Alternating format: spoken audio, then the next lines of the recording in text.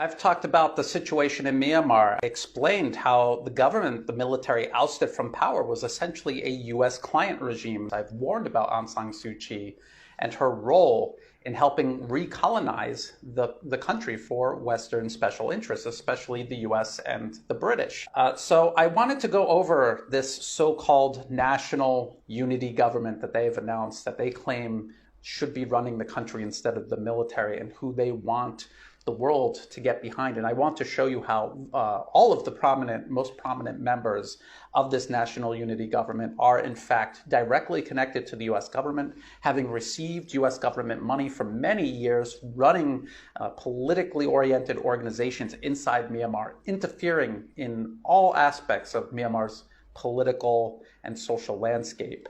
So let's just start with Aung San Suu Kyi herself. I've gone over this many times before. She had literally went to Washington, meeting with the head of the National Endowment for Democracy and former Secretary of State Madeleine Albright, who was very okay with starving 500,000 Iraqis to death through US sanctions in the lead up to the eventual invasion of the country and the death of 1 million Iraqis. So that's who she went to Washington to meet and receive this award from.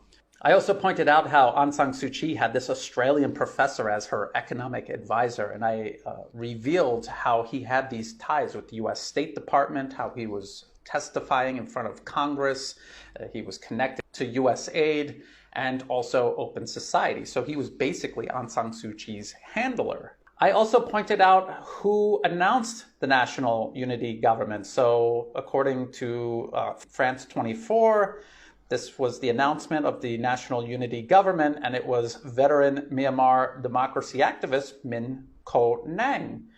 And I've pointed out how he has gone to Washington to meet with the National Endowment for Democracy to receive awards from them. I've also pointed out how he was one of these senior leaders of this 88 Generation group, an opposition group that supported Aung San Suu Kyi and helped her and her National League for Democracy get into power, how they meet directly with George Soros and help him determine where he's going to send these millions of dollars he pours into the country to interfere in Myanmar's internal political affairs. Then we have the Minister of Education, Ja Hatoy Pan, as part of this Kachin Land Research Center, right down here as the strategic advisor. And they're not very transparent about their funding, but if you do a little digging, you'll find their reports and you'll see the USAID stamp on all of them. There is Lien Mong Sakong. He is the Minister of Federal Union Affairs. This is him at the CDES. He is the head of it, and it actually stands for Center for Development and Ethnic Studies.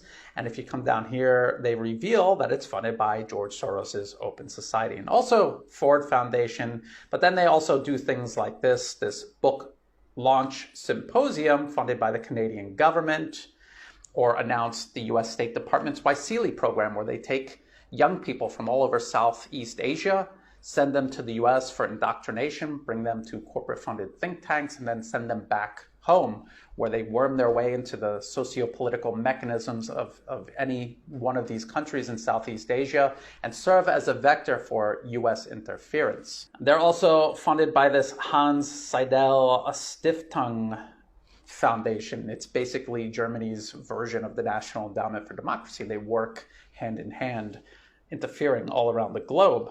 And then we have Zin Mar Ang. Zin Mar Ang is the National Unity Government Minister of Foreign Affairs. And as you can see, she has her own webpage on the National Endowment for Democracy's website because she's a fellow at the NED. She also got the 2012 International Women of Courage Award handed to her by Hillary Clinton and Michelle Obama. She also took part in this 2015 event organized by the NED in Washington. And if you come down here, they admit that she co-founded this Yangon School of Political Science, an NED-funded institution. Yangon School of Political Science, if you go to their own Facebook page, you'll see things like this. Lectures by Francis Fukuyama, this extremely pro-war, pro-interventionist think tanker.